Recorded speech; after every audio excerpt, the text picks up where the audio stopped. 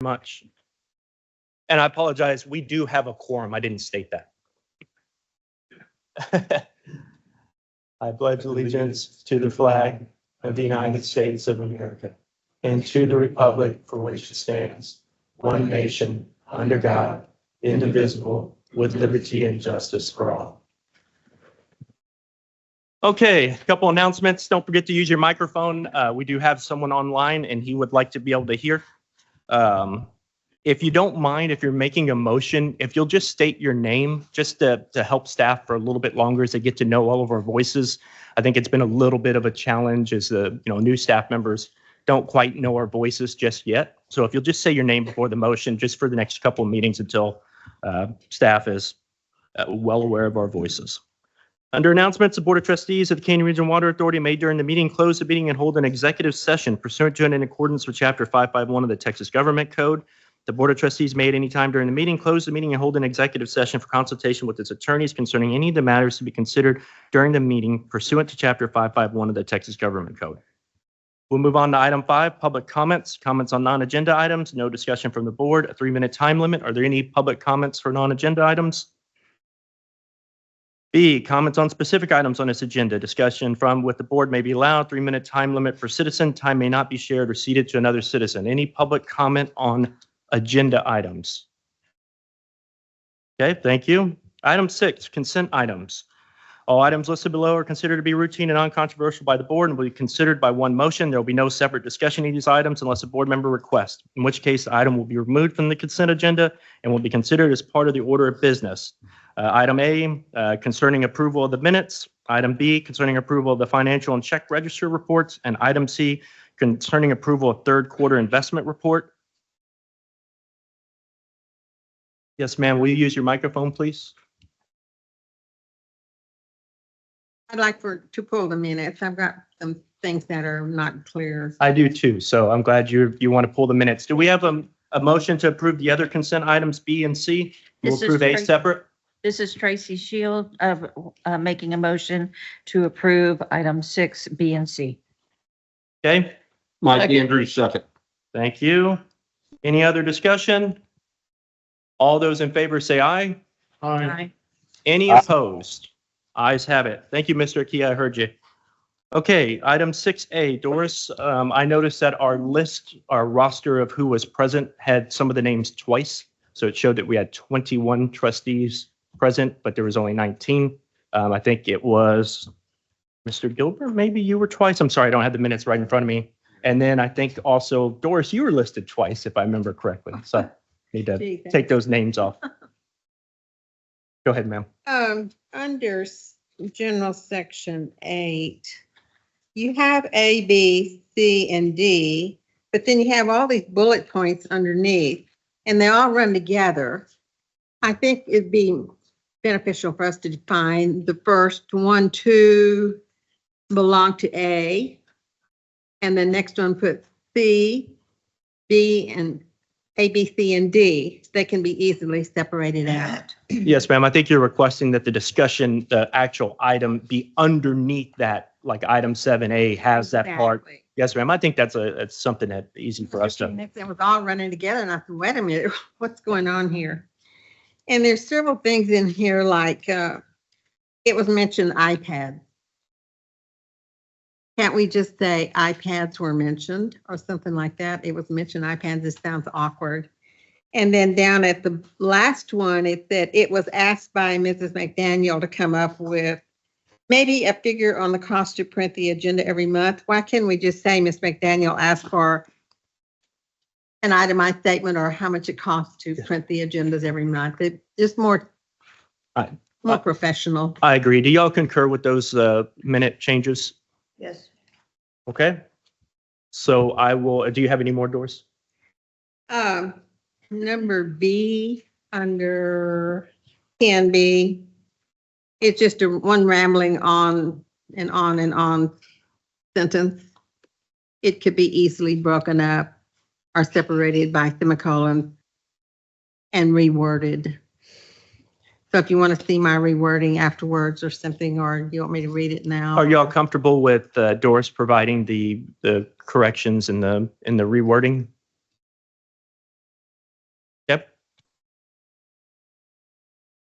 Anything else, ma'am?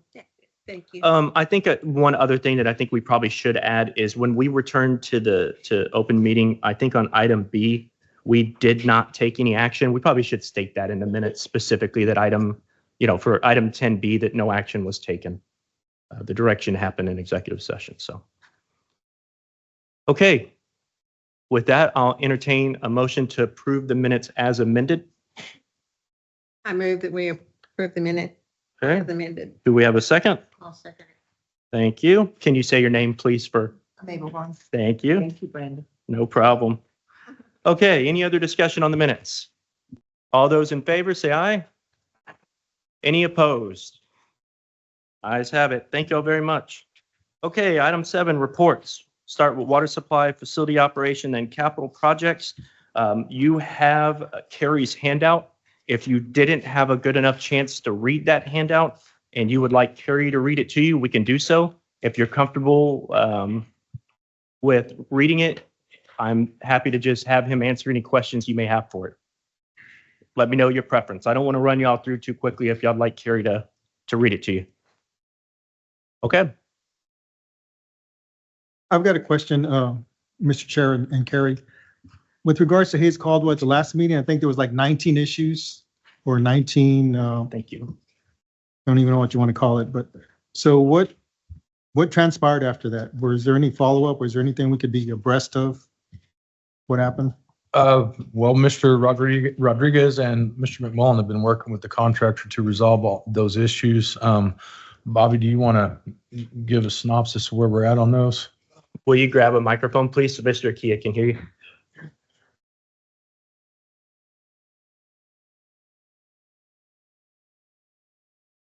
Right now, we're still working with Keeley and D and Tanks to resolve these issues. We just resolved some of the duct bank issues that are allowed us to proceed, which was really more pressing to keep the project moving forward. But I'm hoping to get some answers here next week or so. I'll get with David and D and Tanks and Keeley and get those resolved as fast as I can. Will you, I guess sometime maybe by the end of this week, will you provide an updated list to the Hayes Caldwell members that kind of shows where each item is? I'll try to get something by Friday afternoon.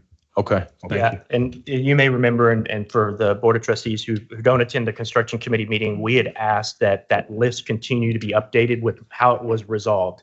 And we said, hey, even if it's resolved by just that, but that it didn't end up being a problem, whatever the resolution is, all of those items should have some form of resolution on them on how they were solved. I call it David's list of concerns. I think that might have been how it was listed, but I'm glad you brought that up to bring it back to everyone's attention. There were, like you said, almost 19 issues there that need to be corrected or at least addressed.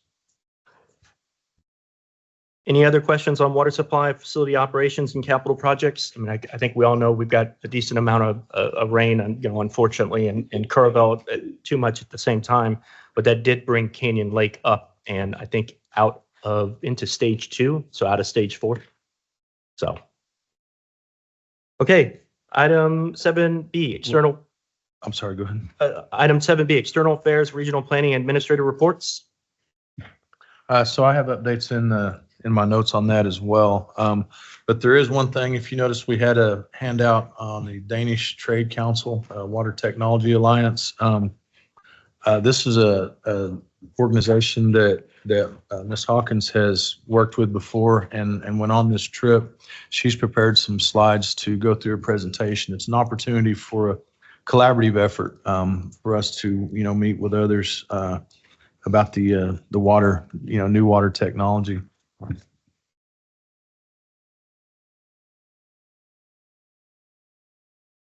And I'll start off by saying this would be at no cost to Canyon Regional. So.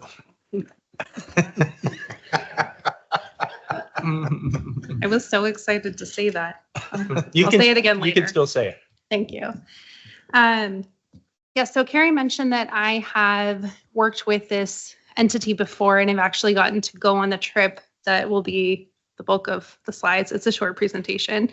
But there, I think, is a lot of opportunity for Canyon Regional and its members. And so just we'll invite you to think broadly about some of the things that I mentioned.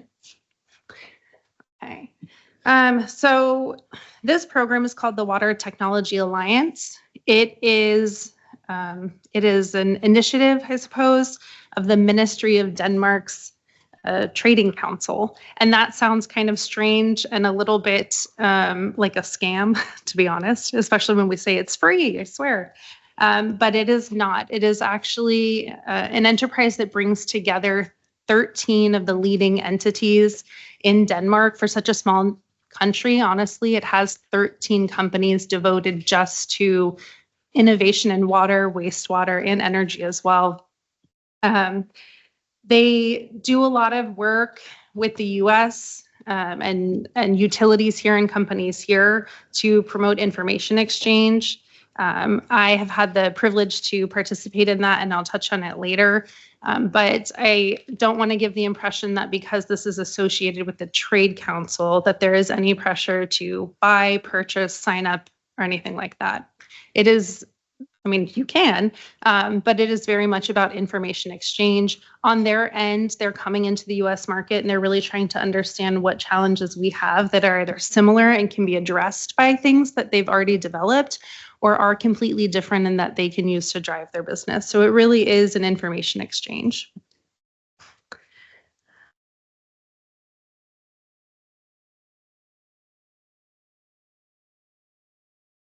Okay, exchange opportunities. So there's actually 2 exchange opportunities. The first one is really vendor meet and greet. And I think actually David has shared that CRWA actually uses some of the vendors that are offering this, and I would guess some of our members are as well. But we're currently in the process of setting up this kind of meet and greet with 2. One vendor is Comstrup. They specialize in smart meter technology. They do a lot of different smart metering, not just retail end use, but also in treatment and other operations. The other one is Grundfos, and they do a lot with pumps, motors, VFDs. Grundfos in particular has a travel trailer, and so they've offered to, bring one in and just talk about the latest and greatest that they have to offer and have some hands-on experience. So that would be for general managers, operators, that kind of staff. It's really to just learn about what they have out there. It's face time for them. It's a free lunch, and for operators in particular, I think it's great exposure to something that's out in the market. So again, working to set that up for CRWA staff, would like to include members who are interested. So there'll be some information circulated about that in the coming weeks. The second and bigger component of this is the Danish fact-finding trip. This is a free trip, free. Hotel, airfare, most of the meals. It is a 7-day trip. On this trip, a number of different topics could be covered. I don't have the final itinerary for this trip at the moment, but I went on it less than 2 years ago. And so I'll talk about some of the things at a very high level that were covered on the trip that I went on that I think you could expect a participant to experience today. Maybe. Oh no. I asked it to do too much. I pushed it too hard. Thank you, Michaela. Okay. So water flushing and recycling is a major topic there. Even though they have a lot of waterfront real estate in that nation, it's largely a salinated water body. So they have to be incredibly efficient. The picture on the far left is a traveling flushing and recycling unit. It's basically a miniature treatment plant on wheels.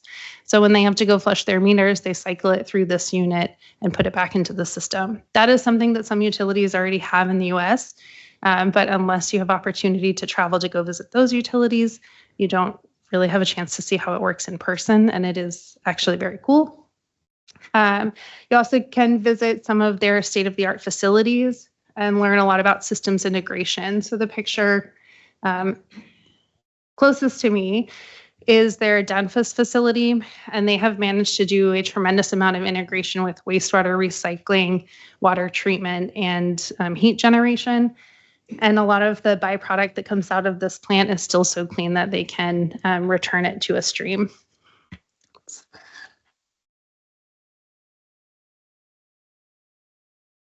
Michaela, can you help me, please? Thank you.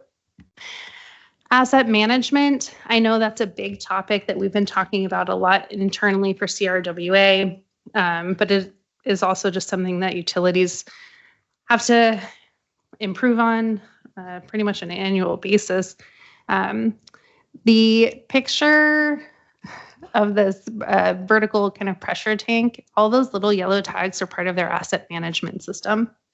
The tags themselves have a lot of detail about what they're on, including a QR code, and that enables operators, plant managers, or other staff who are in the facility to very quickly identify just by scanning it what it is, how old it is, the last time it was serviced, was there a history of issues with that item.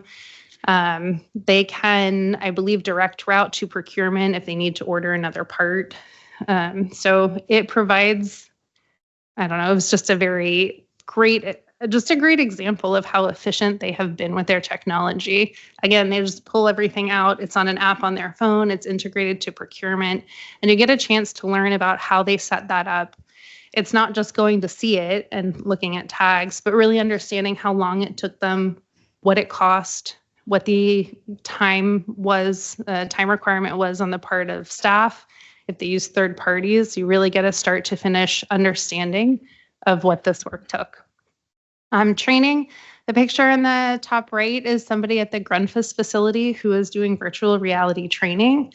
And so she's in the process in this picture of taking apart a pump without having to actually go touch it or potentially have any injury from doing that work.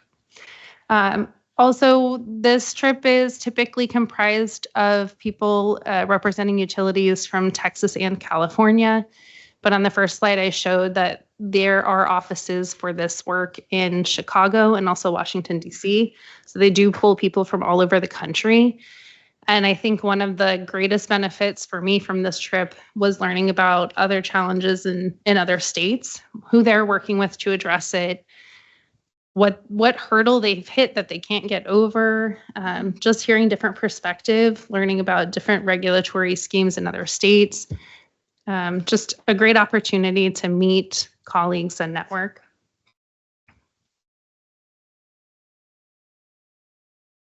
Okay. Water loss and leak detection. So the picture furthest right, this is a mobile leak detection van. While I was there, I got to participate in water loss training. And so understanding some of the different digital technologies that they have beyond just leader logging, how they actually look for patterns in some of the data in real time, and getting to just kind of touch and play with all the things in the mobile unit to understand how they digitize all of that information. And also we got to kind of test it by setting different alarms and then having somebody go out in field to trigger it and see if we could then go find the leak. So you get some hands-on experience. That's a lot of fun. Community experience and education strategies. There's a lot of conversation about outreach. That is a picture of me crawling through a child-sized sewer that is part of an education facility designed for children, but they made me go through it so I could take pictures. I was small enough to fit. But while you're there, you also get really an appreciation for the way in which they approach outreach. I think we hear a lot, you need to get to the kids. The kids will influence parents to make good decisions. We can help educate the latest generation on why water is important. But when you get to go see facilities that they have specifically about water and wastewater designed just for kids and families, it's very inspiring, or at least it was for me. Also just learning about all kinds of different smart equipment, VFDs, valves, pumps, meters, motors, the way in which they are incorporating solar into very small units of equipment, learning about their SCADA systems and how they've integrated SCADA as well with all of these different components. But also even in some cases with their procurement system. So if something keeps flagging in SCADA that is beyond technical and might be unit related, it gets flagged to operators and also procurement that they might need to look at the pump that keeps going down or whatever it might be. So just a lot of really amazing integration.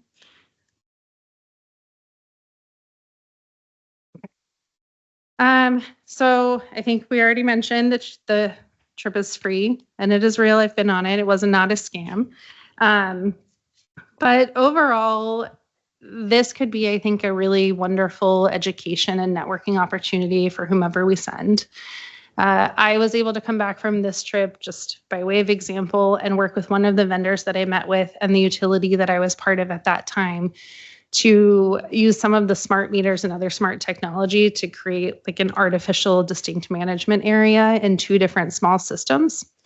And we were actually able to improve water loss by installing some of primarily the meters at very strategically placed points in those systems where we knew we had loss, but we couldn't figure out exactly where it was through more standard, varieties of leak detection. We were able to do that at almost no cost. We treated it as a case study. We were able to get some funding from the Trade Council and get the equipment at a discount. We also worked regionally to bring in some of the leak detection professionals that we had interacted with on the trip. And we brought them in and organized some regional leak detection. The utility that I was part of at the time was also a national utility, an investor-owned utility.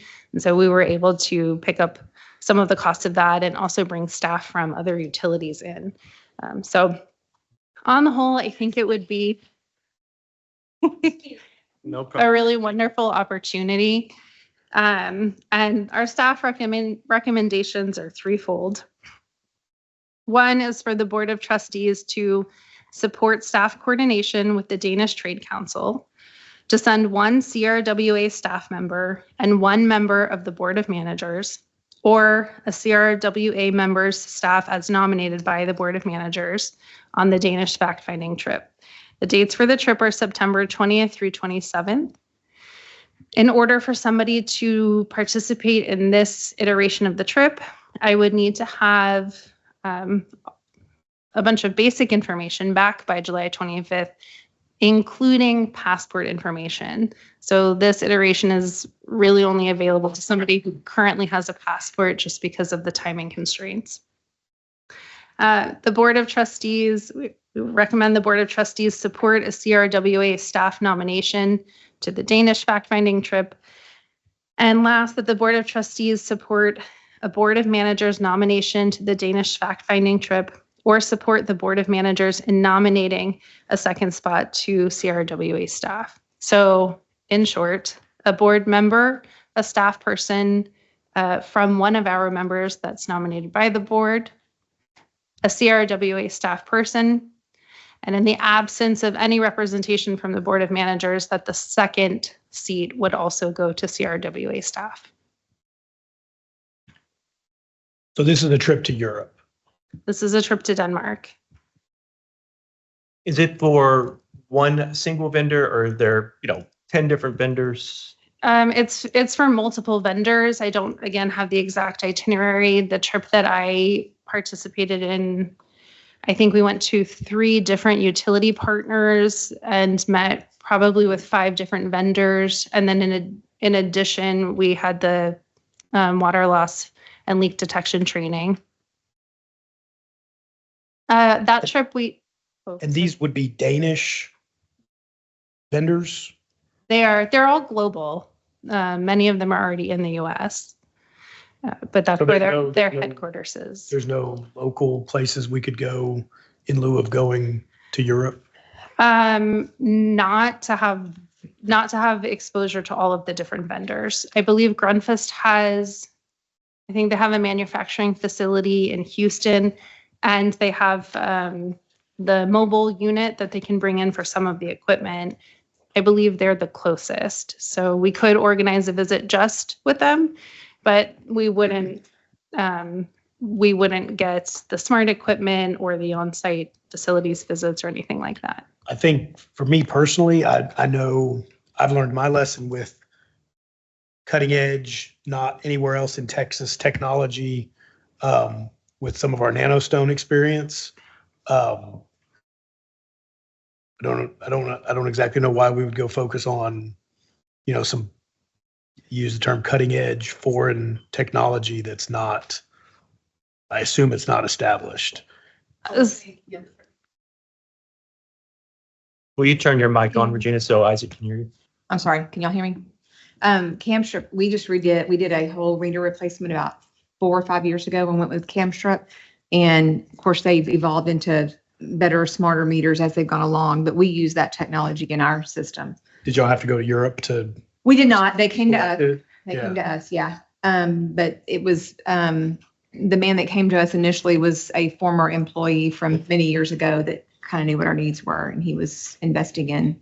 And then the other item that came to mind, I think you said free 4 times. Does the trade council pay the labor of the employee that's gone for a week? Or is CRWA pay the labor for the employee that's gone for a week? For the CRWA employees, CRWA would be paying. They don't reimburse the labor cost. It's just the cost of all the experience and the outreach.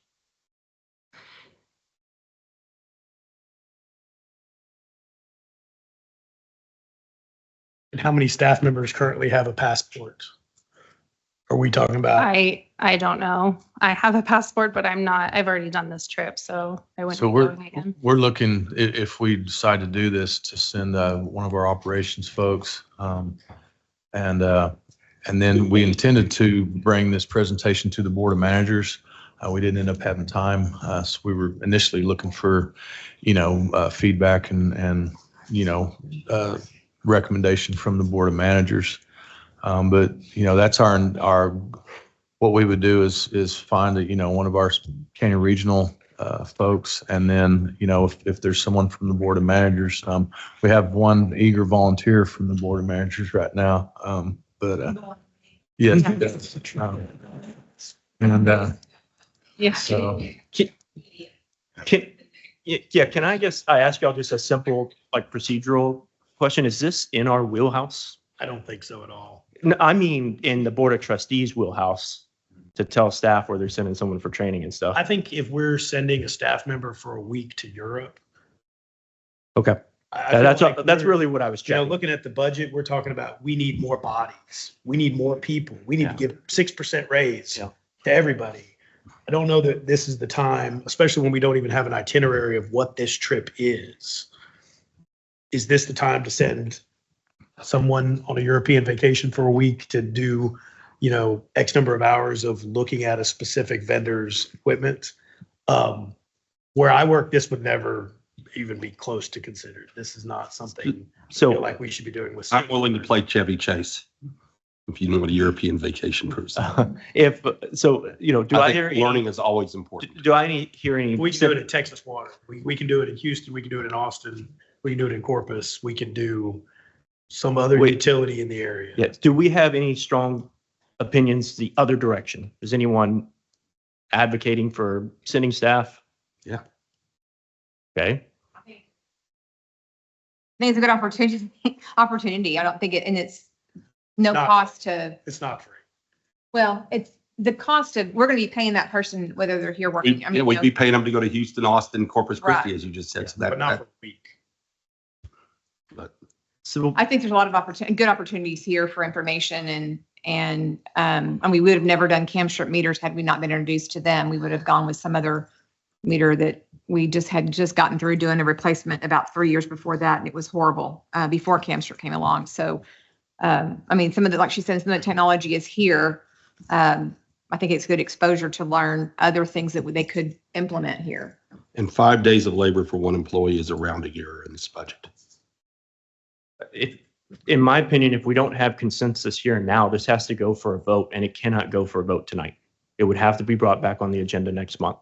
If we don't have consensus where everyone feels like this is something we can do and we can get behind, then we need to take a vote. We cannot take a vote tonight. That's my opinion on this. And your deadline's at the end of the month, Yes. so before the next board meeting. Yes. I think, this is Mr. Ramos, I think it's reasonable for us to probably table this, because I kind of agree with Nicholas. I think one of the questions you were asking, but Nicholas put into this, is this the core function of Canyon Regional? Some of the stuff that was mentioned, I don't think so. A lot of this I see towards retail customer, sewer business, the water business. But I do want to applaud you looking out for opportunities for training, because I guess we all believe training is very important. It's one of the fundamental keys. But something else that Nicholas also touched on was with regards to the budget. We're going through the budget. We have a 6%. Let's look at that. Let's digest it. Let's Canyon Regional staff, general manager, look at that and see maybe next year is an opportunity. Maybe there's other opportunities, but I do agree it's going to cost Canyon Regional money. It'll cost us if we send someone from our utility money. And we're all trying to be fiduciary responsible here. So if I could, I'd like to recommend that we table it till some other point in time. And there's nothing to table because there's no action item. This Well, is then that's just a fine. report. If there wasn't consensus here, I don't think there's any way to direct staff. I'm not going to direct staff with people who don't, want this to happen. I don't think that's fair. We need to be able to take a vote on it so everyone's voice can be heard on it. I think this is a great opportunity, but we need to do it at some point in the future. We have way too much going on in our environment right now to be breaking off and looking at the technology. We do need to at some point, but I don't think this is the point we need to do that. Okay. Do they let it come back around? Like, do they come back maybe next year and allow that opportunity, or how is that? I believe they do the trip. I think they offer it twice a year. I'm not sure if it's once or twice a year anymore. Whether we have the opportunity again, I don't know. I will certainly express that we appreciate it. It's not the right time for us. And maybe they'll consider us in the future. I would absolutely recommend if they have technology that is domestically viewable, domestically in service, where we could ask other entities, hey, what do you think of what was the brand meters? Camstrip. The Camstrip meters, that's useful. I'm just real gun shy with some of our cutting edge technology that was a challenge, we'll say, going and looking at foreign technology that we can't see in service and can't see working locally. Okay. I think y'all got the feedback. Okay. Yes, Is it ma'am. Something that the vendors can't come to us? I think that was the first part, was a vendor meet and greet that they're working on for some of the vendors. I think that this was maybe a collaboration opportunity and to see what's working in Europe, which, like Nick, brings up a valid point, being concerned about cutting edge technology. Sometimes you don't want to be the first, you don't want to be the guinea pig. So I think the staff has their direction, maybe bring this up for next year or 6 months from now, if there's a second one, to where we have a little more time to process it. So anything else? Okay. External affairs, regional planning and administrative reports. Anything else in item 7B? You have Carrie's report. We're going to talk, I believe we're talking about Region L in executive session. Hearing no questions, we'll move on to item 7C, committee and board of managers report. The executive committee met to discuss the agenda as it does every month. In that meeting, we discussed the creation of a disbursement policy. Canyon Regional does not have a formal disbursement policy. We think that it's probably important for one to be developed. The bylaws discuss the disbursement policy and says this little couple sentences is the disbursement policy unless a disbursement policy is approved, in which case the disbursement policy will control. I think that we can create a disbursement policy relatively easily using some of the member entities. I think a disbursement policy for Canyon Regional is relatively simple, and that we could put that in executive committee's wheelhouse if y'all are okay with that. And we'll bring that back for y'all to approve at another meeting. All right, silence means yes. Thank you. Budget committee, Sherry, will you give us a quick update on where you are with the budget? So we had our last meeting on July the 8th, and we reviewed the changes that Joan had made on the previous draft. A lot of the stuff that we discussed was ways to fund the repair and replacement fund. I thought it was a very productive meeting, and we're moving forward really well with the budget drafts. Our final budget committee meeting will be July 29th. And that should be going almost like to the last draft. And then it'll go to the Board of Managers on August the 6th for them to look over. And then the final draft will be presented to the Board of Trustees on the August 11th meeting. Thank you, ma'am. Thank you for spinning us up. I know getting thrown in May and the budget isn't fun, but appreciate the work the budget committee's doing. The budget continues to grow more complex and larger. So thank you. Okay, construction committee. Yes, sir. We had a pretty good discussion about a couple projects that are stretching well beyond their contract duration. These are both TxDOT relocation projects that the work is basically done. We just can't get the contractor to cross the finish line. Staff was going to look into a few items and bring back to this body, when appropriate, an executive session discussion on those items. So I don't think we have that for tonight, but it's something the construction committee asked that we potentially look at the next step. What do we do here? The Hayes Caldwell pipeline, the one we've been working on for a while, got a report on the easements. We're tracking well with easement acquisition, and forget who asked the question, but it was, are we going to meet our deadline for the wheeling agreement? And as of right now, we were told, yes, we should meet our deadline to comply with our wheeling agreement. So that's good news. We did discuss in pretty good detail the well number 1 failure, which we do have an item on this agenda today. And I want to say those are the biggest items that we discussed, but we had a good meeting, and we seem to be making some progress on some of the projects. So, questions for Nick? No questions. I just want to make a comment. The detail in the product status reports is getting better and better as we go along. And I just want to tell staff I appreciate it very much because we can read it and see where we are, and it's very welcome. Thank you. All feedback is good, positive and negative. Okay, contract review committee hasn't met. We're waiting for staff to coordinate with Mark McCliney and Stephanie Leiby. Mark McCliney is with Samco, Stephanie Leiby's with Norton Rose Fulbright, the bond counsel. That will be, our discussion will be with them at our next meeting. And then the board of managers. Quick report, sir. Okay, good evening, everyone. So board of managers met on the 9th. I wrote my memo on the 10th, so I'll have to update a couple of things that's changed since then. So we had a pretty long board of managers meeting. We got into detailed discussion primarily about the budget. We did not, the previous discussion about the Danish trip, we didn't get to it because we focused most of our attention on GBRA and the budget in that particular meeting, in which was a good discussion. So three quick things to cover. Change from my memo. I expected GBRA to brief tonight as they briefed the board of managers on their water secure project. We discussed in that meeting, board of managers, that we should get a poll from the entities, not necessarily the trustees, but the entities, of whether or not they wanted to participate in water secure as a CRWA entity. Or do it individually, right? So we already have several members that are doing it individually, or some members that don't benefit from it because they're out of basin already. And so the board of managers recommendation, which is listed, is to just simply get a poll from the entities. And I believe that was probably already done. That's probably why they're not here tonight, but I'll let Carrie handle that later in the meeting.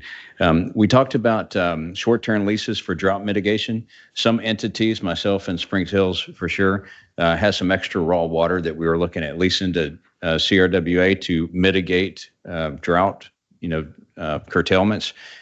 We want to go ahead and continue with those leases. I mean, as it looks right now, we don't need to do, GBRA is coming out of stage 4, the mandatory curtailment, into stage 2, which should take away that 15% mandatory curtailment from GBRA. But we discussed going ahead and having this done as a mechanism to prevent or to mitigate future droughts. So recommendation for the board of managers is to get that done. And the last thing is the budget, right? We spent a long time talking about the budget. And from a board of managers perspective, we are concerned, generally speaking, about the amount that the budget's going up this year when taken in total with the amount that it went up last year and this year. Several items that we talked about included, we talked about personnel, we talked about repair and placement fund in quite detail. We talked about just kind of how accounts carry forward from one year to the next or don't, from one budget cycle to the next or don't. And from that discussion, we recommended 3 things I've already shared with the chair of the budget committee.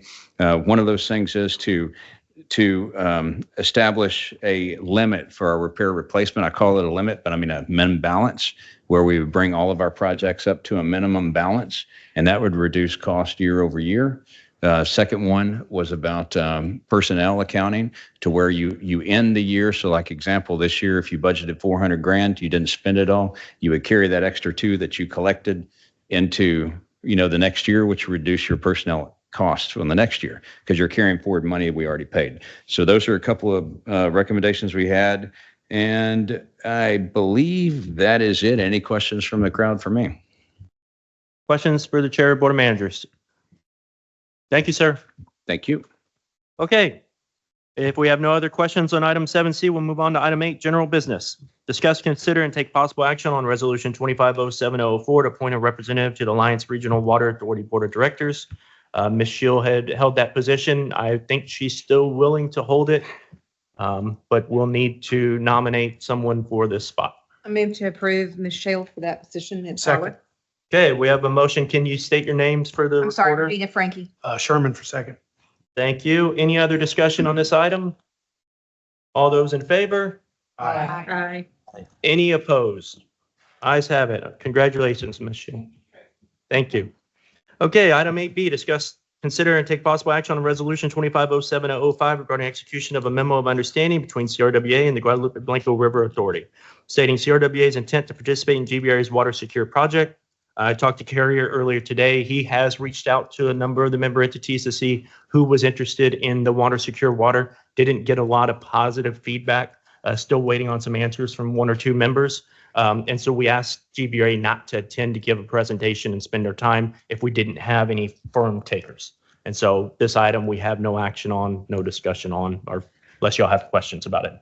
I do. Yes, ma'am. Tracy. So if we have them come back, can we get a pros and cons list kind of what would be the pros of doing it as a CRWA entity versus our own entity? You know what you understand what I'm saying? You know, so that we really have an idea of kind of the pros and the cons of doing this. Because I mean, I know some of us, you know, have been, you know, contacted by GBRA to, you know, and thinking about doing it on our own. And so if we want to do this as a CRWA, we need to know the pros for that.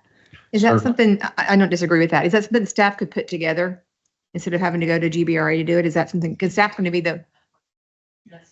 I was thinking, would staff be able to do that? Yes, and I can speak to that to some degree now. You know, the pros would be if you're not in a good proximity to have a delivery point directly from GBRA, then Canyon Regional could facilitate, you know, getting a pipeline to you. And I guess there's an added layer of responsibility for getting you the water, you know, from Canyon Regional to make sure that you're getting, you know, high quality water delivered to you. The con is, you know, this would be treated water. It's not raw water. So the con would be that Canyon Regional would really just kind of be a middleman, and we would not really provide any added value to the delivery of the water, but we would have administrative costs in being involved in it. So if you're able to easily receive the treated water from GBRA, in my opinion, it would make more sense for you to have a direct relationship. Now, the only other pro really that I can think of is it gives you additional water in addition to what, you know, if you already have are going to be a participant directly into the project, this would be an opportunity to have even more water available to you. Yes, ma'am. Canyon Regional right now is earmarked for 20,000 acre feet a year in this project. So if we were to not participate, then my presumption is that GBRA would then make that water available to the other, you know, prospective partners and, you know, have you speak up for as much as you could get. But of that 20,000 acre feet, you would undoubtedly be allotted less than you would if you were joining as part of Canyon Regional. You'd be almost like a quasi wheeler of the water. For all. We have the setup. It's called Alliance. Yeah. Without the quasi. Yeah. Yeah. Okay, any other questions on item 8B? And if we don't take it, we could all afford to go to Denmark for a month. Okay. Any other questions on 8B? Move on to item 8C, discuss, consider and take possible action on resolution 250706, ratifying, authorizing, and approving the declaration of an emergency in order to carry out the immediate corrective action in the form of the time-sensitive replacement of the Wells Ranch well number 1 in response to a complete operational failure of the well. You may remember we've done something similar a couple months ago, but that was specifically for the repair of the well. The well is not repairable. It has to be replaced. That order or that resolution was written strictly for the repair and does not authorize staff to replace the well. I believe that's why you have this item back in front of you. Yes, ma'am. If you'll use your microphone, please. Just like last time, we'll have to read the entire resolution. Thank you, sir. And I don't have Martin here. And so can you, so can you just recap what the emergency does? It basically, you don't have to go through the procurement process. So what does emergency declaration do for us? It's stated in the resolution. But you can't tell me what it means. Surmise it. Yeah, can you just have a brief, what powers we're giving the general manager for this? I believe it is for the procurement of the replacement well, but. You know, because I guess I was one of the critics that we've done this already a couple of times since. You want me to just read the resolution and we can discuss it? Sure. You comfortable with that? Be easier without. All right, I'm not trying to hold it up. I'm just wanted, if that's what we're doing, that's fine. okay, I'll read the resolution. Rick, do we need to be making a motion while we Yes. read it? So you only have to read it once? Yes. Yeah, let's do that. So are you going to make a motion and then read the full, is that the way we need to do it? So Yeah. again, Mr. Gibbs doesn't have to read this multiple times. Yeah. Thank you, sir. I make a motion, we pass the resolution 25-05-006. I'll second Mr. Ramos. Reading the resolution as follows. On April 30th, 2025, Wells Ranch number 1 experienced a complete operational failure and is currently incapable of producing raw water to be supplied to the Wells Ranch Water Treatment Plant for treatment and distribution to CRA's member entities and their customers. Be it resolved by the CRWA Board of Trustees that is here declared that continuous water service by CRWA is essential to life, health, and safety of the public.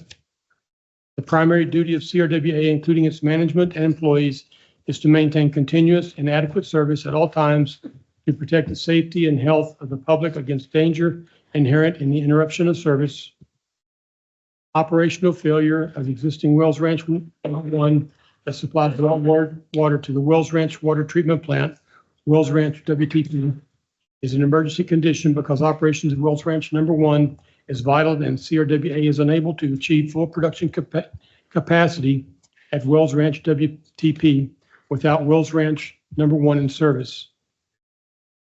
Failure to achieve production capacity at the Wells Ranch WTP will create a serious health hazard as CRWA will be unable to treat and distribute potable water to its members, entities who distribute potable water to thousands of its customers that compromise the public. This condition constitutes an emergency and therefore requires immediate corrective action in the form of a time-sensitive Wells Ranch number 1 replacement in the short term to allow the Wells Ranch WTP to continue operating at full production capacity. It should be noted that prior effects based on prior board ratification, authorization, and approval to repair Wells Ranch number 1 were subsequently deemed to be unfeasible. That based on the declaration of an emergency, the initiation of the time-sensitive Wells Ranch number 1 replacement is hereby ratified and further confirmed as authorized and approved. That CRWA's general manager's actions to initiate time-sensitive Wells Ranch number 1 replacements as quickly as possible and are hereby ratified. That CRWA's general manager is hereby further authorized and directed to execute all documents and take all other actions necessary to carry out the time-sensitive Wells Ranch number 1 replacement as quickly as possible. That CRWA's general manager is hereby authorized and directed to comply with section 49.274 of the Texas Water Code and submitted to the executive director of the Texas Commission on Environmental Quality, TCEQ, details described in specific health hazard as soon as practicable following the issuance of a purchase contract to initiate the time-sensitive Wells Ranch number 1 replacement. that CRWA's general manager is hereby further authorized, excuse me, and directed to come back to this Board of Trustees for any additional approvals and or ratifications deemed necessary and involving the Wells Ranch number 1 replacement. Thank you, sir. Mr. Chair. In answer to your question, Blackstone, the emergencies are outlined very specifically under C and D. In other words, to take the corrective action is justified by the resolution C and D, the sections C and D in the resolution. Are you good? Are you ready for us to take a vote, or you need some more discussion? I'm very familiar with emergency declarations because Bearman used to do it all the time. So I just thought I'd ask. And the attorney couldn't provide me an answer, but it's all right. No, I'm fine. Okay. Any other discussion on this item? I'll add that the construction committee went through this in good detail. David gave way more detailed explanation of how this likely occurred, why it likely occurred, than we probably want to get into again today. In general, I'll summarize and say it probably wasn't installed terribly well originally, 2007 18 years ago, something to that effect. So David assures me he will watch every step of the process and make sure we get it done correctly this time. And then the dollar amount we discussed in the committee meeting was 1.3 million. I know we always say here is that it exceeds 100,000, but it's pretty pricey. I wanted to make sure everybody was aware of that. Thank you, sir. Any other discussion on this item? All those in favor? Aye. Any opposed? Ayes have it. Thank you. Okay. Discuss, consider, and take possible action directing CRWA staff to establish CRWA email addresses for trustees. I don't think this is finalized yet, but you do have a draft policy in your packet. If you've looked at it, if you have any, questions or challenges with it, reach out to staff. That way we can work on maybe changing it up before we vote on it next month. Yes, sir. If I may add, Mr. Chairman, the item that you'll see in next month's agenda is actually going to be amending the existing policies, a particular section of the existing policies to add this policy and delete whatever is there at the present time. Yeah, there's already a small snippet for emails under our existing policies. It's very small. This would need to replace it. So we'd actually be amending and adding this to a policy that already exists. Correct. Thank you, sir. So we'll cover that next time. Any other questions or discussions on this item? Again, if you see something in there just jumps out at you, reach out to staff, please. Okay, item 8E, discuss and consider and take possible action to eliminate paper agenda packets. You may remember we talked about this last month. Staff was going to get some additional numbers for us related to paper, labor cost, ink cost, the effort of putting the paper packets together versus getting iPads for the trustees. I will turn it over to staff. And I'll have Mr. Telfer come up and talk about the cost for the tablets. We did run the numbers for printing the paper packets. When you consider, ink, paper, staff time, you're looking in the neighborhood of, $500 or less to print, the paper packets. But I mean, if you call it $500 per month, it's certainly cost effective to purchase the tablets and quit printing the paper packets. Not to mention the environmental consideration of, saving trees.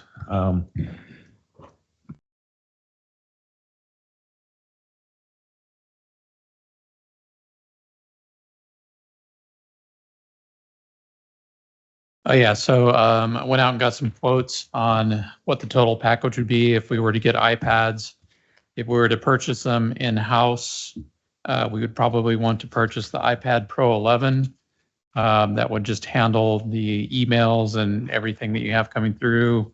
Also would add the Apple Magic Keyboard to those purchases and the Apple Care Plus annual subscription. Basically, what comes with Apple Care Plus is unlimited repairs for accidental damage protection, Apple certified service and support, express replacement service. Apple will ship us a replacement so we don't have to wait for a repair. So if one of them breaks, we send it in, they send us a new one. 24/7 priority access to Apple experts, and Apple Care Plus is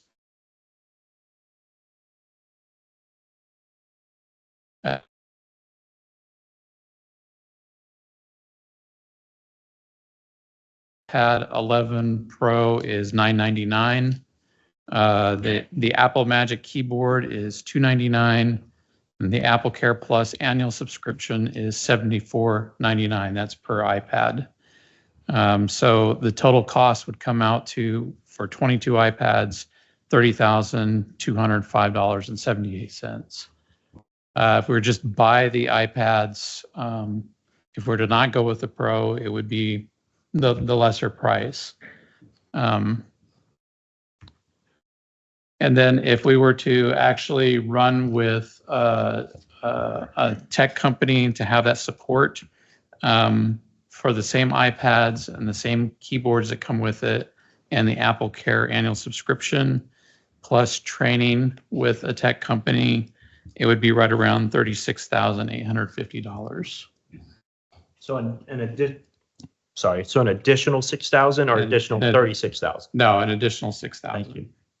So you're looking at a 72-month payback. Yeah. It's $500 a month to print.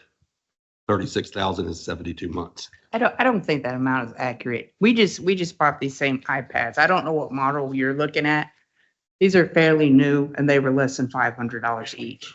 300. Yes, I don't see where you're getting $7,000. Yeah, we had some lesser numbers at the last. You meeting. don't need the top of the line. You're just gonna do email and stuff on it. Yeah, yeah.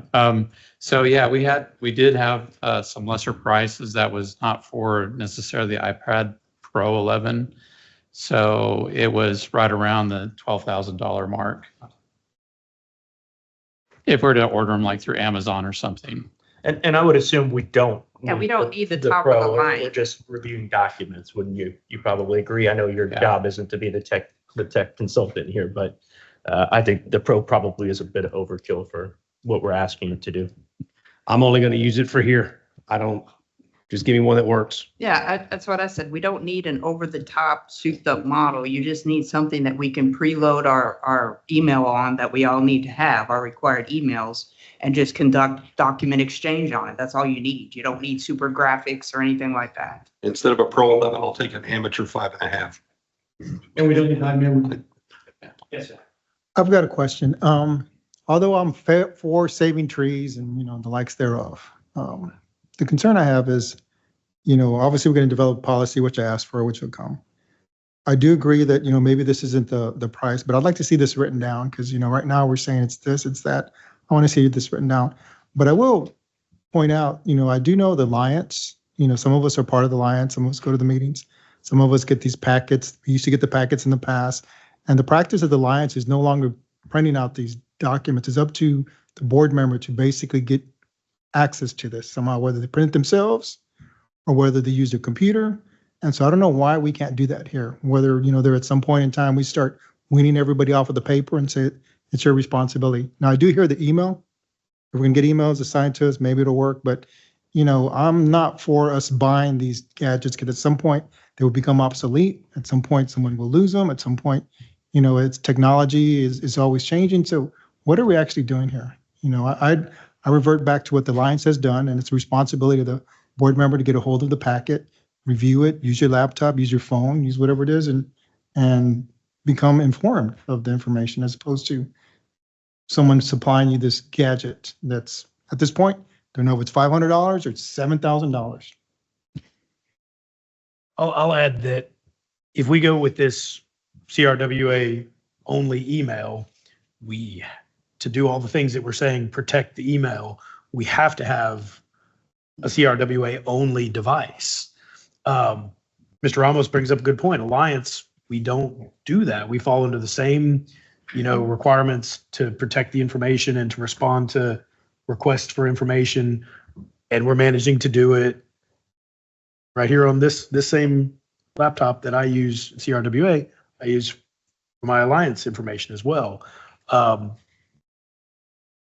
don't know. I think we're making a bigger mountain out of a molehill, as my mother used to always say, with the email and this other, I think we can drop paper packets. I pick one up because they're there. I have it all right here if I need it. So that's my 2 cents.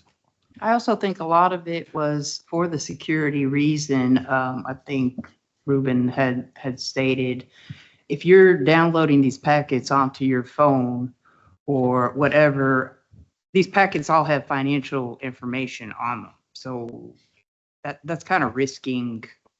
It's all Well, public. it is. Yeah. Oh, it is, but even email exchanges between entities and just, not everything on there. My other question was, you said $500 a packet. Is that just for printing these board packets? Yeah, pretty. So what about all the other stuff that you print out for the committees? That's a good point. That is not, I can tell you right that's now, just the packets. You printed, I have 3 copies of this budget packet. Yeah. 3. That's at least probably, they're each like 200 pages. I'm just saying it's a huge waste of paper and we're killing a lot of trees. And I have to agree, personal responsibility, right? We're all adults. We're able to bring our own information however we need to, whether we print it out at home or we bring it on a computer. I'm like Mr. Sherman, I bring mine on my computer. I have my notes from every meeting right here. And I've got the packet right here pulled up as well. So I don't have a strong opinion either way. We just need this group to give us an idea or give staff an idea where to go. Getting new numbers, getting a policy created, just not printing any more packets. Staff just needs some direction here from us. And some of us are not Apple people. We are, Android people or whatever we want to call it. But, so yeah, I think it's our own responsibility. And if I have to start printing them at home, I will, because I am a paper person. I'm sorry, but I am. Do I have to print up the whole packet? No. Just what I need for the meeting? Yes. So, I can print at home, or go to County Line and have them print it for me. I don't need y'all to, print it for me if that's the case. Again, I don't need another electronic device to keep up with. Number one, I have enough. Thank you very much. And so I'm good without. My recommendation would be we poll the members, and those that need a paper packet, we can print a paper packet. And those that have other means, I can bring my laptop. Those that have other means, bring whatever they've got, and they can be self-sufficient on it. Was the bigger concern over the legalities and the security and all that kind of stuff? Was that the bigger concern? I agree we are killing a lot of trees and I'm so sick of paper. I shred it every time I go back to the office. But I thought that, do what? Yeah, back. But I thought there was more of a concern from a legal standpoint. Ruben and Trey, and y'all can please address that, on being able to keep things confidential and not having to trust that a third party, let's just say Gmail, because that's the reason we were going to the regular emails and stuff. But what was the concern from a legal standpoint? The concern is isolation, being able to isolate all the information, whether going or coming, into one email and one device, so that we don't have to go back and track your computers, your iPads, your notebooks, whatever, your phones, etc. That you're basically isolating all of the business information of CRWA in one email address and in one device. Why is this not an issue for Alliance then? It might be with the pending lawsuit. Oh. We're confusing. You never know. So We're confusing 2 issues. yeah, thank you, Mr. Gibbons. The first issue is the documents here that you can bring your own device on. The second issue is email, which is where the security comes in. If we adopt the email policy that everybody has a CRWA email device, all your emails are on a server somewhere in this building. Yeah. They're not, they will be on your device, but they're in the storage where we can get to it. So it's 2 different issues. Yes, I want to be very clear on. Yeah, and I think this started as trying to save paper, and this was your agenda item, Ms. McDaniels, to try and save paper. And then at the same time, we had attorneys concerned about emails, and they just came in around the same time. It's really easy to start meshing those 2 together. So The example I used last time is when I said I had sent you an opinion, Brendan, and that's great. But the problem is that opinion is not only CRWA's opinion, but it's also in the files of East Central SUD. Yes, and, I'm sure that nobody's looking at it, but still. But again, that's the discussion for emails. We're on the discussion for devices, iPads and tablets for for paper. So we just need to give staff some direction.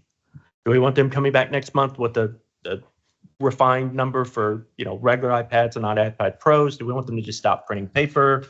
What we need to give staff some direction here.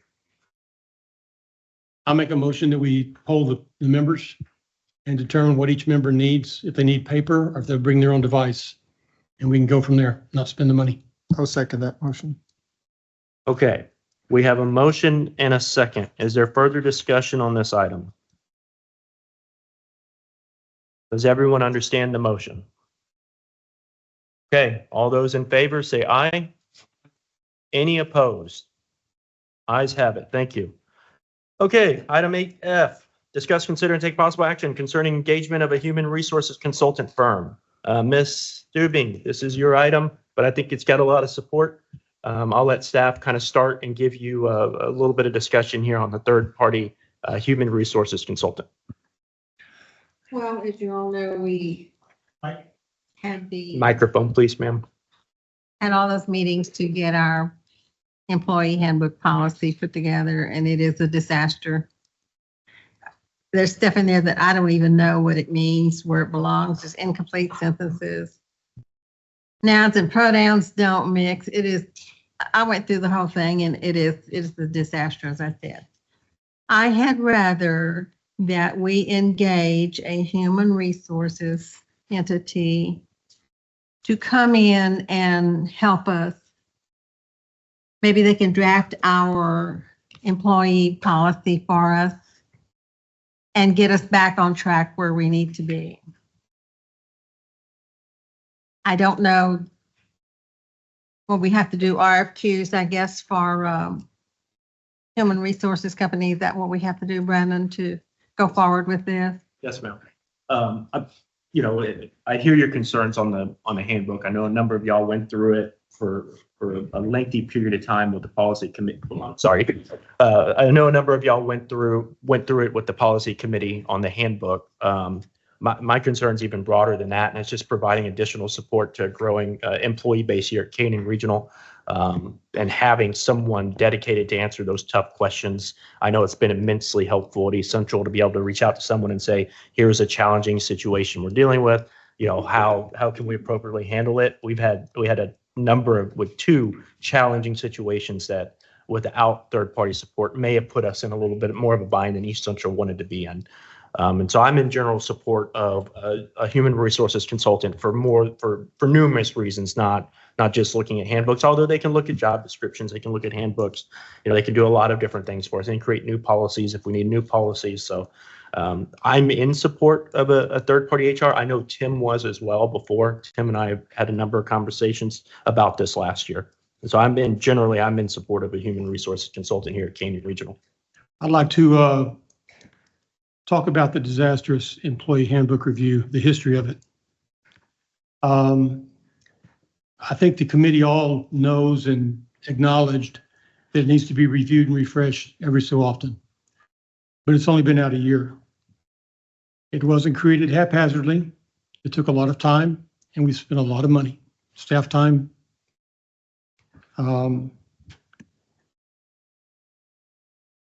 We started in July of 2022. We did not meet on this every meeting, but we did not finish it until May of 2024. So that's roughly 2 years of investment. The committee was Regina Frankie, Randy Schwinn, Clint Ellis, Doris Stubing, and myself as chair. Staff that attended: Hannah Diaz, Fran Powers, Joan Wilkerson attended almost every meeting, John Huffman, Carrie Havert, David McCullum attended a lot of meetings, and Adam Teffler attended a lot of meetings. CRWA Legal, Lou Rosenberg attended almost every meeting, and Trey Wilson attended a vast majority of the meetings. Board of Trustees, Brandon Rohan attended multiple meetings and provided invaluable support. All in all, we had 23 review meetings. We paid for an HR consultant to review the documents and give us feedback.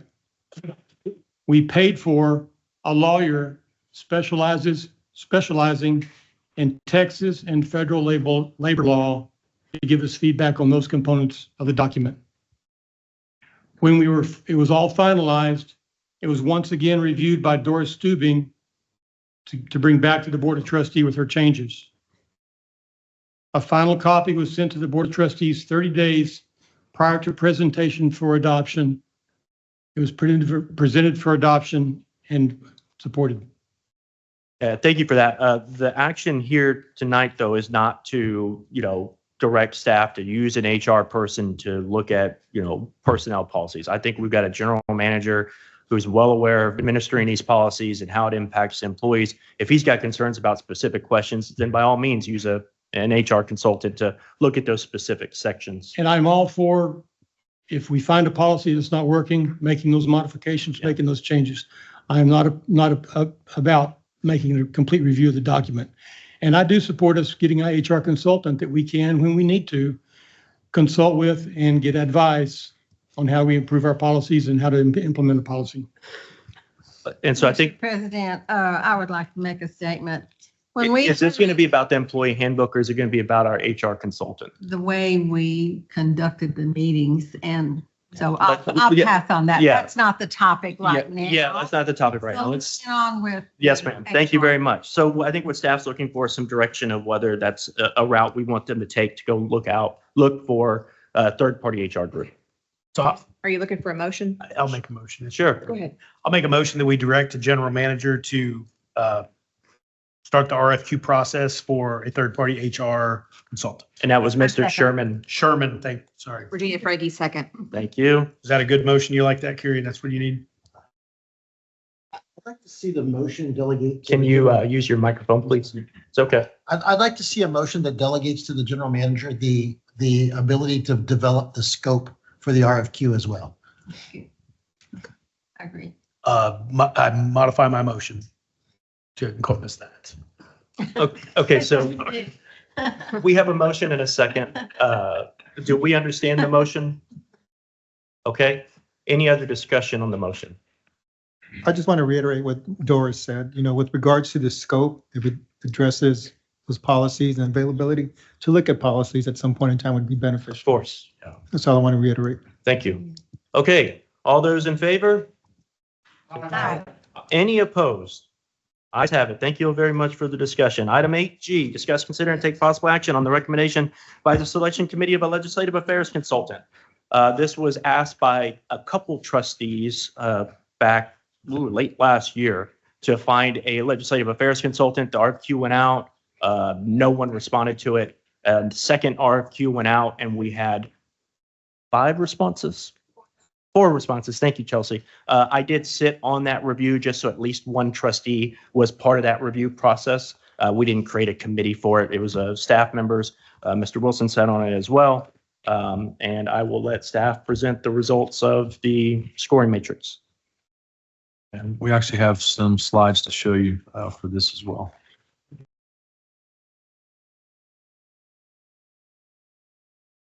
Just in general, when we have slides, can we put them in the packet so we can see them before the meeting?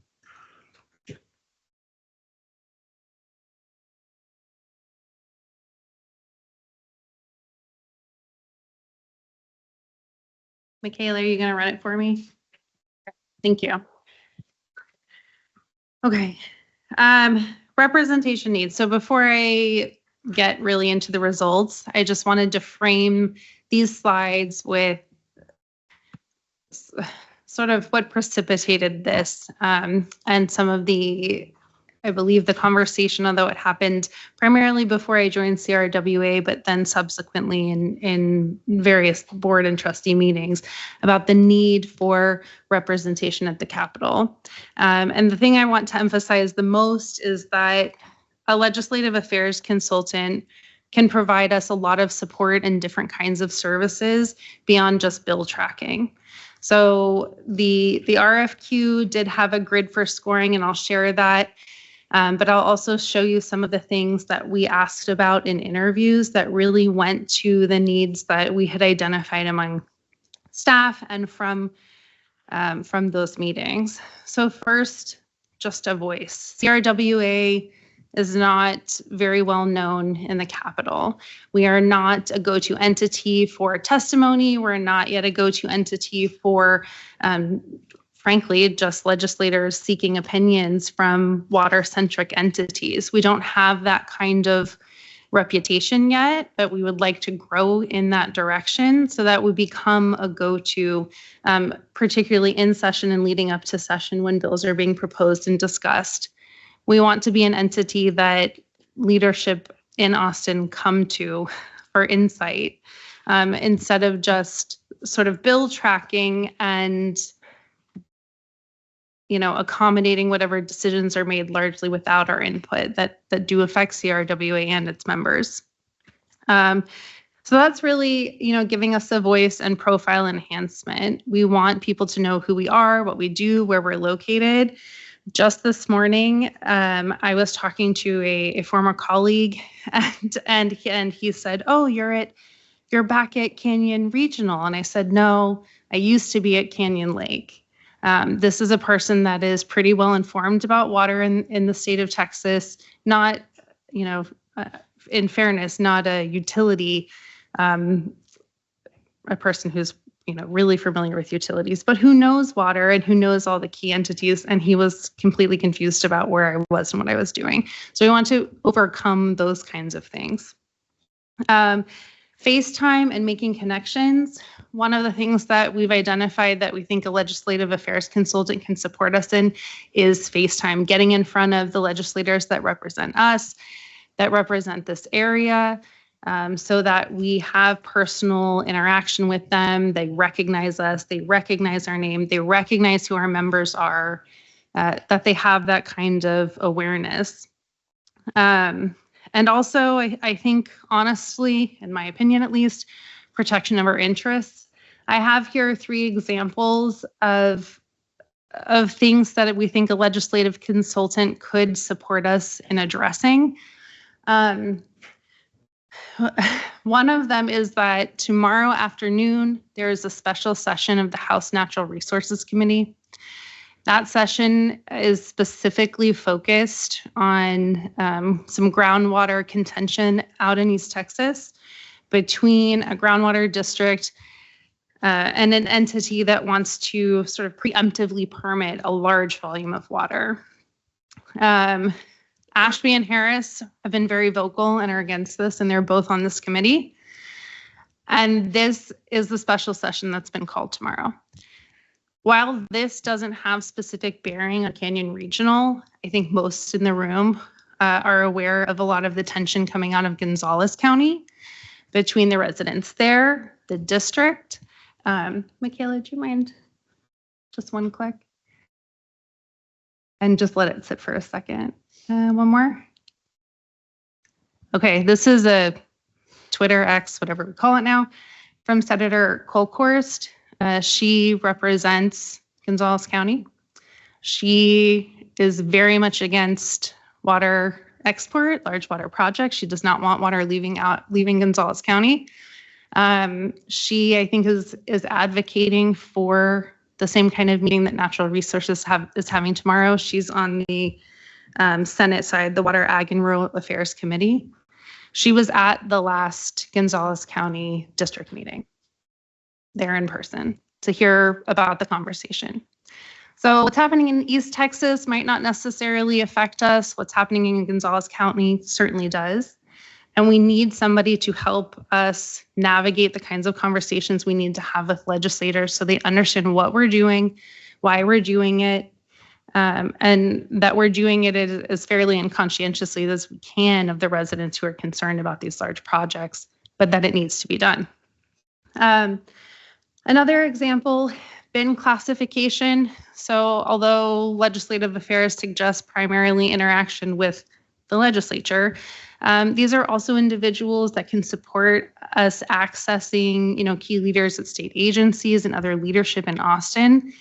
And so bin classification is really a water quality, water treatment component of this.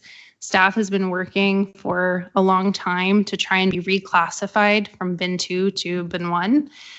in order to reduce some of the sampling requirements. That doesn't sound like a big deal, but it's 1 hour every day that we have reduced production because we're running additional integrity tests. And we, based on some very recent data, don't think that we should have to do that, but we're not getting the response that we need out of TCEQ and the leadership there. There's no guarantee, but we think a legislative affairs consultant could support us in having the conversation with the people we need to have it with to make these things, to get this kind of thing changed, including potentially our legislative representation. And then funding. Again, these are people that know a lot of, insiders at the development board who understand appropriations and who can support us in next session in trying to make our best case to have funding directly appropriated for certain projects. And that's something that we absolutely need help navigating.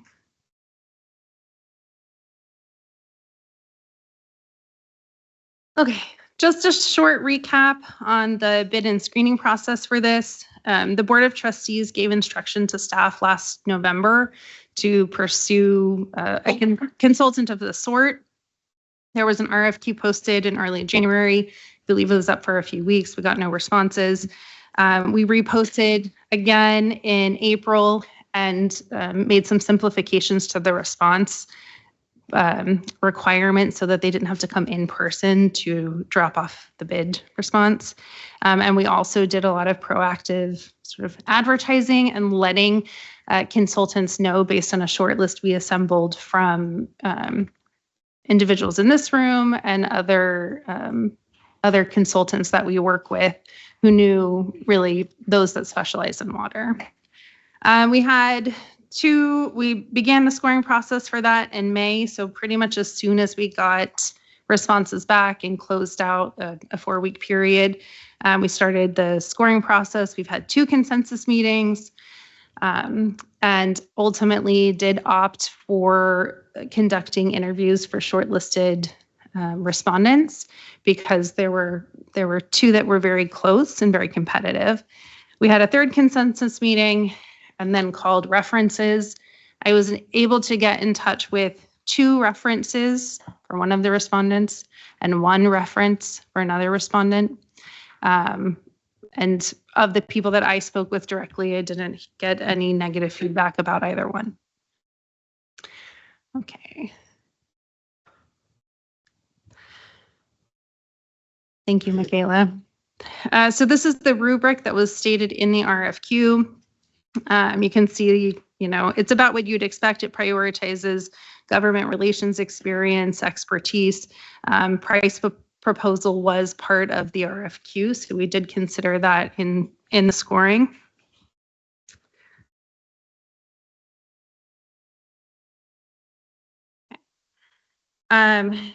When put against those components in the RFQ, this was the rank order of the names of the firms that responded to the RFQ. 1 and 2 were actually pretty close to each other and they became our short list. 3 and 4, I think we pretty quickly identified just from the RFQ matrix that they were not contenders for us at CRWA. And so from here, we did invite Focus Advocacy and the Schluter Group for in-person interviews. During that time, they had opportunity to present a PowerPoint to us, and then we asked them a series of questions that we had developed among the selection committee, if you will. And I should also note that that committee was comprised of myself, of Trey Wilson, of Carrie Averett, and Brandon Rohan. So that's the group that was reviewing the responses. Okay, the interview questions I mentioned, there were 16 of them. Many of them had overlap or were related to each other. So in this slide, I've just given a high-level overview of what those questions were designed to get them to talk about. Regional and water experience with some specific focus on groundwater, including local advocacy. As I noted on a previous slide, we are very aware of what's happening in Gonzales County, and so we're looking for somebody that understands how groundwater districts work. Okay. Funding, familiarity with their needs, benchmarking, we definitely want to make sure that we are working with an entity that can demonstrate value of service. Balancing competing interests, relationships and networks. This was something we had several questions about. Do they know the right people? Can they open the right doors? Can they, help us have constructive conversations with the people that we need to be having them with? And then, of course, bill monitoring methods and communications. The results of this, here I have for Schluter Group and Focus Advocacy respectively, those topics in which in this process they achieved the highest number of points. Michaela, can you give me one more? I don't have to move Isaac. And over there to the left of the screen, these are the areas in which they were within 1 point or had the same score.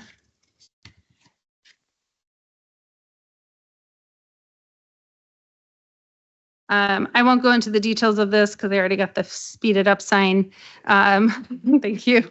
No, it's okay. But this, you should have a copy of it. And it's just an intended breakout of sort of timeline, again, at a very high level of what we hope to be working on and achieving with whomever is selected. The first 90 days being especially important as that's when we'll do a lot of heavy lifting on strategic work and bringing the board up to speed on the plan and getting buy-in on our strategic plan. Okay, all of this said, the Board of staff recommendation is that the Board of Trustees approve our recommendation to pursue a contract with Focused Advocacy. So price proposal was certainly a consideration, but if you noted, I believe 2 slides previously, you could see based on their responses that that Focused Advocacy scored more points throughout this process than Schluter Group. Will you quickly touch on the price difference there? Yes. Yes. What were the prices? It's part of the scoring matrix, but we can still know what the price It is. It's 30% of the scoring matrix. So Schluter Group quoted, I can say that right there. Okay. Schluter Group quoted $5,000 in session and $4,000 during the interim. Focused Advocacy, and that's a monthly rate. Per month. Yes, Per month. Thank you. Focused Advocacy quoted $10,000 monthly. So it is a difference. I would also share that of the other 2 respondents that we had, one was just above 10,000 and one was just below. So Schluter Group is significantly less than the other 3 respondents that we had. Okay. What do we have budgeted for this? We were paying $2,000 a month with Mr. Bailey for the last, I couldn't tell you how many years, decade. Yeah. And so I think that drove the discussion from the trustees about maybe finding someone who, may be able to give a little bit better effort than what we were getting. And that's what drove the initial January release and then the April release because we didn't have anything. So the trustees asked staff to do this, staff put it out, and this is what we've come back with. No, I understand. I just want to, we have to be also fiscally responsible here.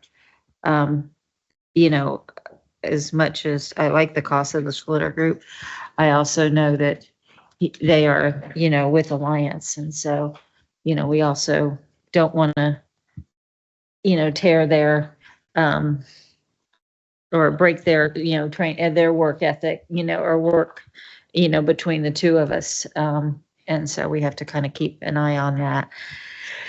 Okay. And the good thing is we have, a member on the Natural Resource Committee, District 45 member, Aaron Zwiener, is on there. So we have somebody within our area that we can also maybe, meet with. A number. Yeah. What type of a term would we be agreeing to here? Annual, 12-month, 6-month, 14? I mean, what do we?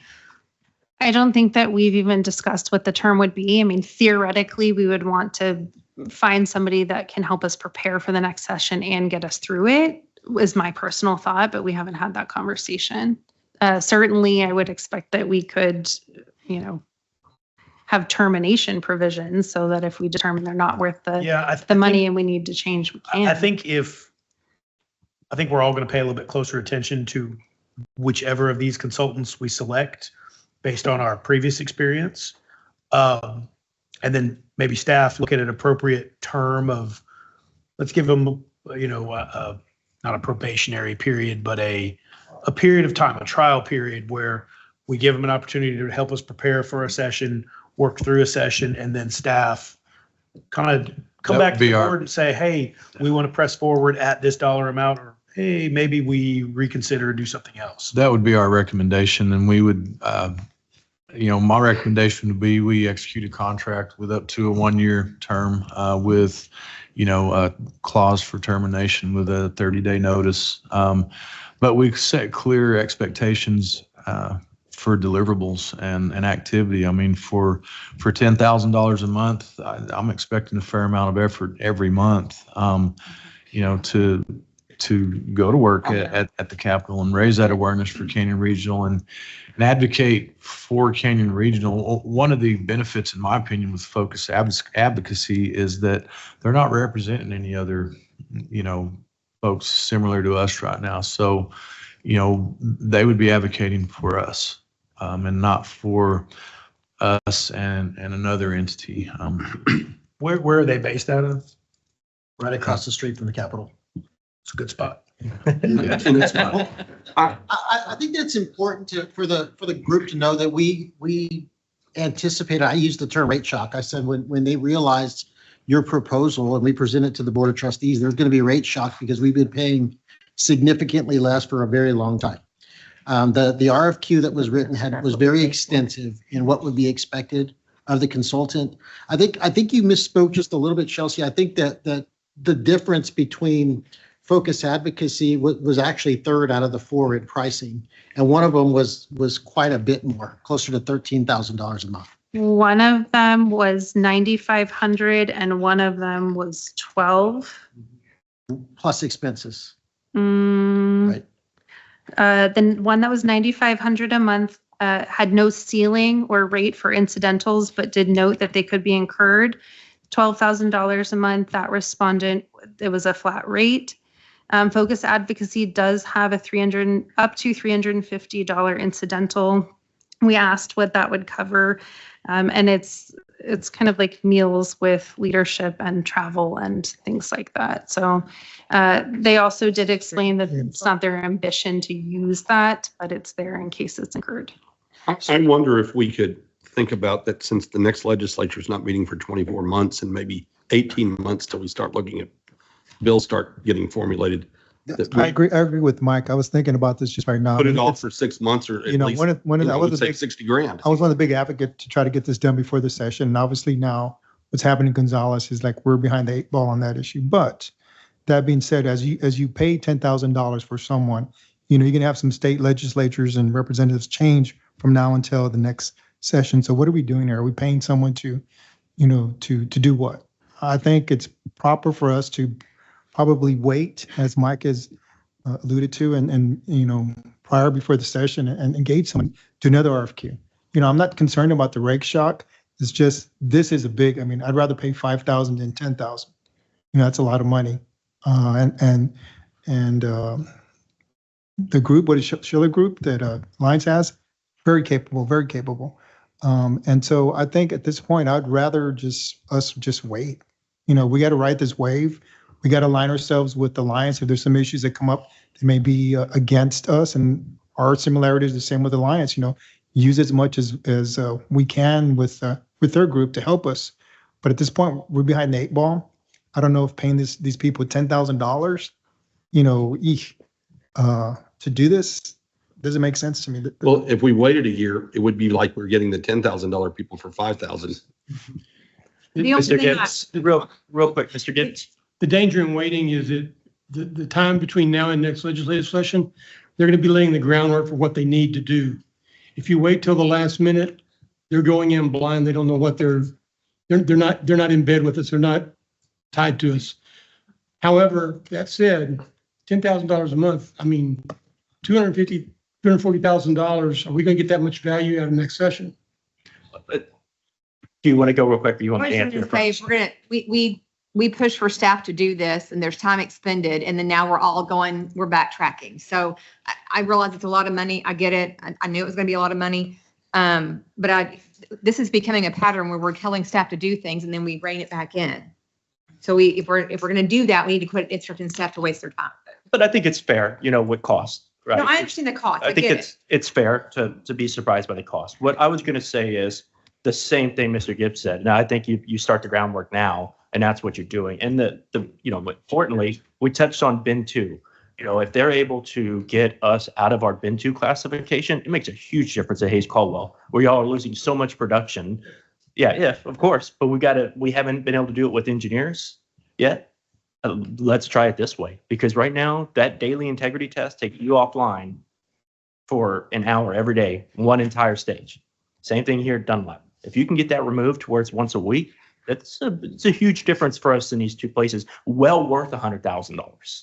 And I would add if we go with one of these offers now and we're unhappy with them, we can potentially part ways with them in time to reissue this And pick up somebody else. before the next session. So it's a trial period. I guess that's the best term for it. We can see some of these extra things that they might be able to help us with. We can see if they can perform. If they nail it, we know we got the right ones. If they just, fumble the ball, well, then staff can consider whether they bring it back to us for a reconsideration. The recovery time. Good, Well, we have some time. One other thought, while it is true that the next session doesn't start for a year and a half, this session is not over. There's a new special session that starts on Monday. There's a lot of talk that there's almost certainly going to be a second special session. Obviously, they're not going to be engaged by Monday, but of the 18 charges that the governor appointed as part of his agenda, one of them squarely addresses groundwater. And there probably is going to be more in the second special session in the event that there is one. So that's something to keep in mind. I don't think that we can rest on our laurels for the next year while we're waiting for, the legislature to meet again. I do think maybe today's not the right day, but I also think that it can't be in the lead up to the beginning of the session, because then we end up, Mr. Ramos, in the same position you're upset about last year. We need to give them some lead time. I disagree with that. There's timing. I'm not saying wait to the last minute. We fumbled, we waited to the last minute, right? I think we need to do something. I just don't know. And I agree. Maybe it's a trial period, something, don't know, but something needs to be done. And I'm not saying wait. It's just, $10,000 is a lot. Maybe go to the second one. Maybe do something different. But, we're going with the number one recommendation, which is $10,000. I agree. They better be doing something great for $10,000. Everybody get enabling acts. Everybody get all these things that we need at $10,000, because that's a lot of money. I'm going to talk out of the other side of my mouth. At $10,000 divided by the number of entities, it's a rounding of a rounding error for each entity. It's like $350 a month. I move that we accept staff recommendation. All right. So we have a motion by Mr. Andrews. and a second by. Sherman. Thank you, guys. I second.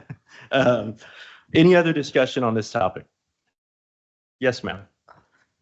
Would like to have whoever we engage come and give a presentation to us.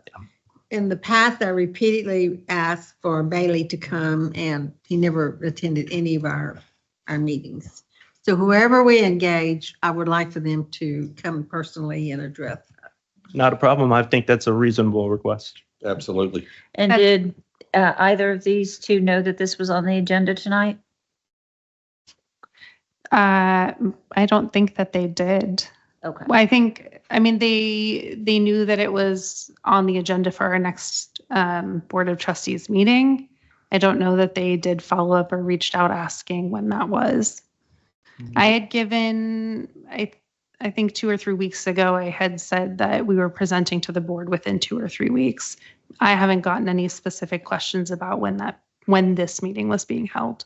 Okay, because I would think if they knew, then they would be here tonight to present themselves. We did Yes. not ask them to come attend the Okay. meeting. Yeah. All right, fair enough. I'd asked that if selected within the first 90 days, they would come in person to be introduced. It's the very first bullet point, so that you could meet everybody on the team that we would be engaging with, regardless of what selection was made. Okay. the other thing in regards to a probationary period, yeah, we need that probationary period. And so I'm not sure where we would stand on that, what time limit we would think with 2 possible special sessions, and then also trying to get the bin 2 changed to bin 1. I How think long that could take. it's probably easily solved with some language on termination, 30-day notice, where you're not worried about whether it's a probation or just the fact that we're not happy and we're terminating. Okay, I So- just want to make sure we're very clear about that, because as we've said, if they're not producing, we need to Got jump on that gas pedal quickly about getting a new person very clear. by the time the next session actually happens. Yes, All right, ma'am. thank you. Okay, thank you. We have a motion and a second. Any other discussion? All right, all those in favor say aye. Aye. Any opposed? Thank you. Ayes have it. Motion passed. We'll move now. And please, I've got to read this. I know you hate it. I hate it too. Please let me read my executive session topics. And don't get all loud and talking on me. Please, please. Board of Trustees may meet in an executive session to discuss the following items, if any, pursuant to Chapter 551 of the Texas Government Code, including where appropriate, Sections 551071, 551072, 551074, 551076, 551086, 551089, and 418-183F of the Texas Government Code. All formal action will occur in open session. Item 9A, consultation with CRWA's attorney concerning cause number 250782 CBE, City of San Marcos, for CRWA, County Line SUD, Crystal Clear SUD, Maxwell SUD, Martindale WC, pending in the 456th District Court of Guadalupe County, Texas, pursuant to Section 551071 of the Texas Government Code. Item B, consultation with CRWA's attorney concerning cause number 240377 CBE, CRWA versus Trihydro Corp. And David Maxwell, pending in the 456th District Court of Guadalupe County, Texas, pursuant to Section 551071 of the Texas Government Code.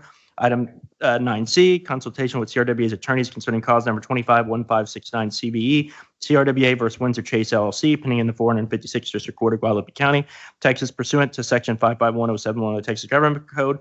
Item 9D, consultation with CRWA's attorneys concerning legal issues involving misidentification of the CRWA's Wells Ranch 3 project and the regional plan pursuant to Section 551071 of the Texas Government Code. And item 9E, deliberation regarding the evaluation and duties of CRWA General Manager Carrie Everett pursuant to Section 551074 of the Texas Government Code, in consultation with CRWA's attorneys involving the evaluation and duties of CRWA General Manager Carrie Everett pursuant to Section 551071 of the Texas Government Code. Thank you. We will take a short recess back at 7:50. Thank you. We will now end our regular session. 7:50. We will return to regular session at 8:46. Item 10, return open meeting. We do not have any action to take on item 10A. We'll move on to item 11. There's no action we're going to take coming out of executive session. We'll move on to item 11, future board member agenda items. Next meeting's Monday, August 11th, 2025. Unless you have any additional items or questions or concerns, we'll move on to item 12 to adjourn the meeting. I make a motion to adjourn. We have a motion to adjourn. Can you state your name? I have a. Sure. I have a non-binding resolution I'd like us to quickly consider, and that's a blessing for Hannah Diaz's baby that she had between the last meeting and this meeting. If we can get a vote of acclamation to bless that baby and have it on our recorded. Are we good with that? Yeah. Okay. Can you state? Don't ask them. Can you state your names on your motion in second? Mike Andrews, I'd like to make a motion. What's the baby? Sherman will second. To bless Eliana Diaz, Okay. our newest Second that. associate Sherman. member. Any discussions on this topic?